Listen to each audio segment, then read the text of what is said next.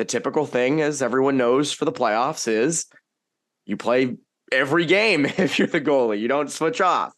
And that seems to be the thing here. And the question is, can Linus Ullmark carry the Bruins through the playoffs? Will they need Swayman at all? So I think, can Ullmark carry this team? Well, I think you just look at his body of work this year, and I think this is something we've touched on multiple times. As you said, I think before this season, his previous career high for starts was, I think, 41. I think that was last year. So if we were in a point during this regular season where Ullmark, hit a lull of like 3-4 poor games in a row and was really kind of falling off and needed some time to rest and recuperate, which would have been expected for, again, a guy that hasn't had that many reps before, and for a sport or a position that's so tough to maintain that consistency like goaltending over the long season.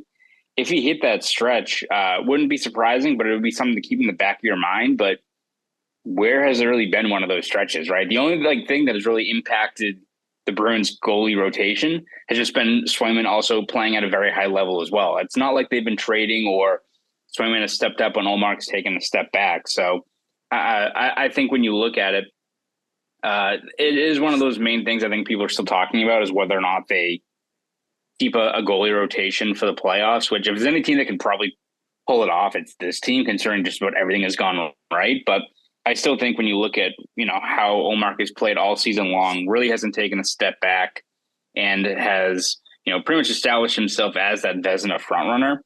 Jim Montgomery, I think, always talks about, instilling confidence in players and keeping them focused on the task at hand.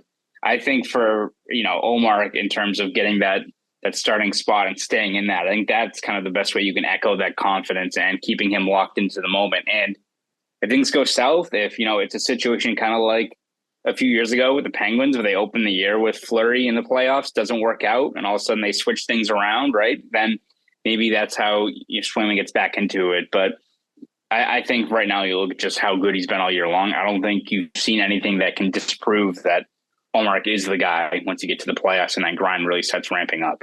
Yeah, there just hasn't been any faults in his game this year. He's been too good to think that he would just completely shrivel down in the playoffs. And I think that's one of the biggest things with him. I mean, I just he's the front running Vezina candidate. I don't know, could he falter? Yeah, of course. But as I said, there's Swayman there to pick things up if that's the case. But again, Ullmark has had just such a terrific season, and I don't really see that changing in the playoffs. I don't see the Bruins losing because of it. But as we said all throughout the year, that's the one area that is playoff untested. That is not, Patrice Bergeron and, the forward core is going to show up in the playoffs. Defensively, McAvoy has been through long runs, and Grzelcyk and Carlo and those guys. Now, Ullmark has not, and neither is Swayman. Last year was just one round. So, but again, I still think there's a reason to be confident in that. CLNS Media's Bruins coverage is brought to you by FanDuel. Sign up at FanDuel.com/Boston and get in on the action with $200 in bonus bets guaranteed when you place your first $5 bet.